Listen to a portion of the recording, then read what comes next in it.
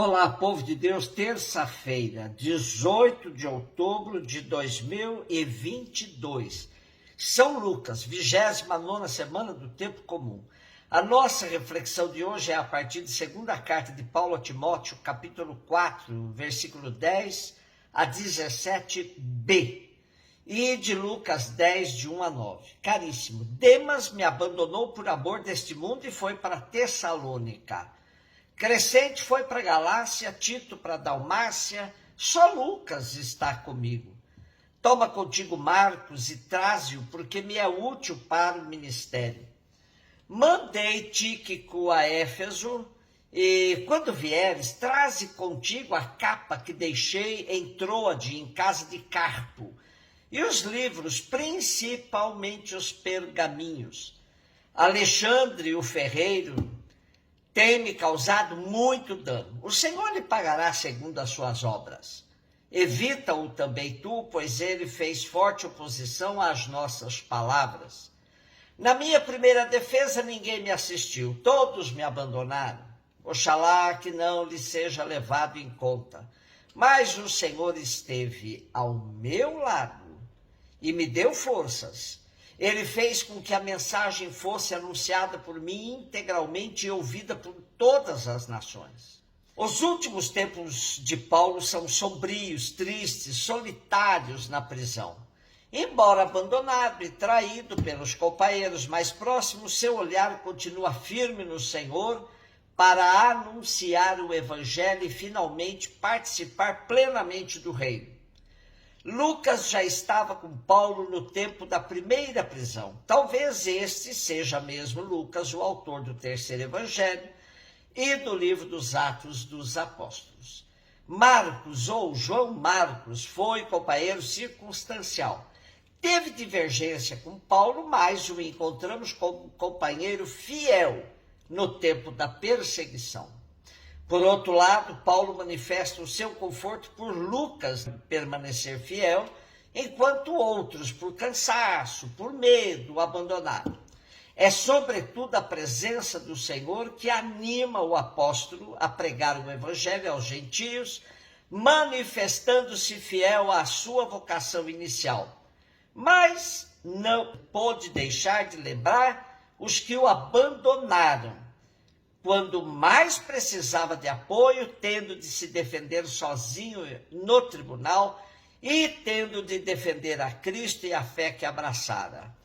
O que provoca mais satisfação em Paulo é poder afirmar que foi por seu intermédio que o evangelho foi anunciado de modo especial aos gentios. A missão recebida em Damasco estava realizada. Nem sempre na missão teremos companhia de amigos, pois assumir os compromissos advindos da escolha de ser cristão autêntico é para poucos mesmo.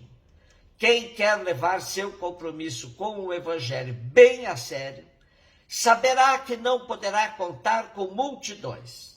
Por isso a Bíblia também diz que quem encontrou um amigo, encontrou um tesouro. Daí que o apelo é para que confiemos no Senhor e somente a Ele sirvamos.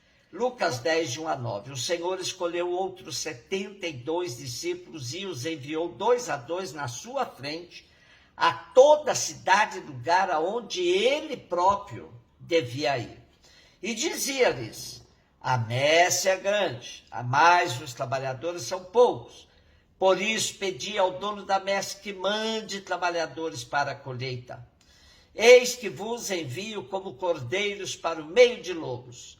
Não leveis bolsa, nem sacola, nem sandálias, e não cumprimenteis ninguém pelo caminho.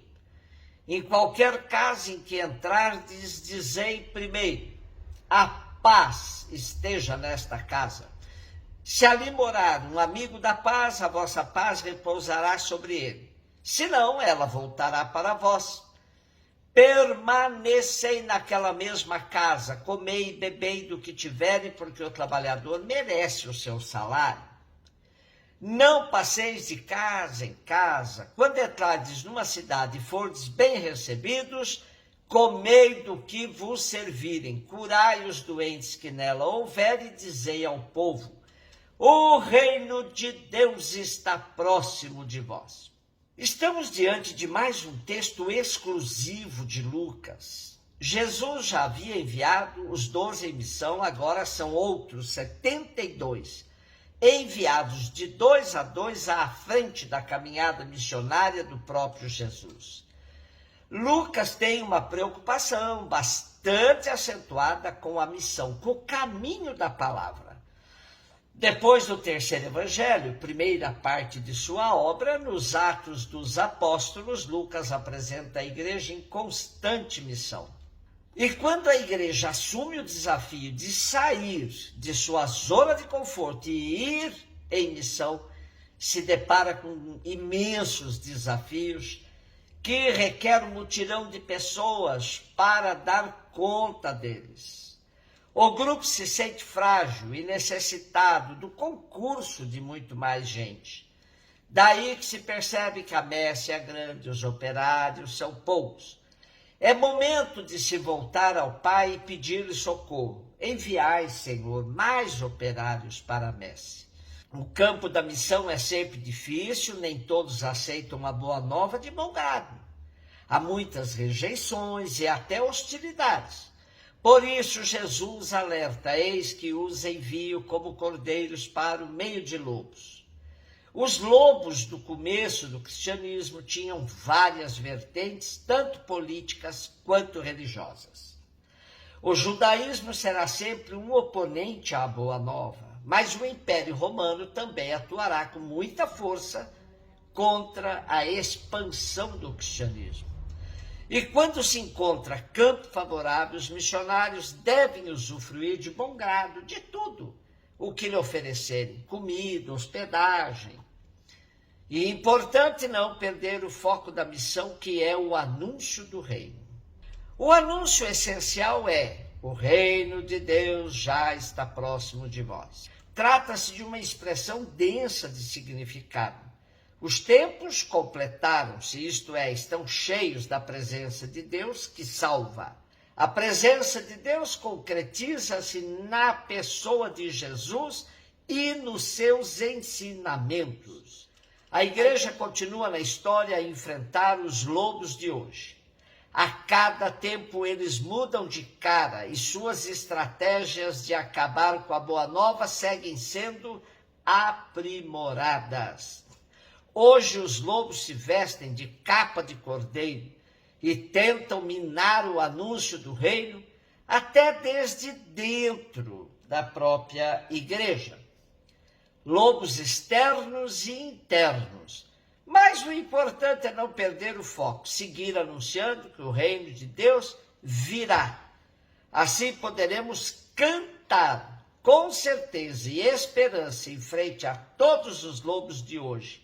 Apesar de você, amanhã há de ser novo dia. Celebramos hoje São Lucas. São Lucas, autor do terceiro evangelho dos Atos dos Apóstolos, era membro da primeira comunidade cristã, esteve muito próximo de todos os acontecimentos das comunidades primitivas. Apesar de não ter conhecido pessoalmente Jesus, foi discípulo de Paulo, que também não esteve pessoalmente com Jesus, mas ambos tiveram suas experiências com os primeiros cristãos. Isso facilitou a Lucas escrever Evangelho e também os Atos dos Apóstolos. E devemos a Lucas memoráveis e significativas passagens da vida dos primeiros e, sobretudo, a respeito de Maria. Sem Lucas, Maria seria quase esquecida. Um beijo no seu coração.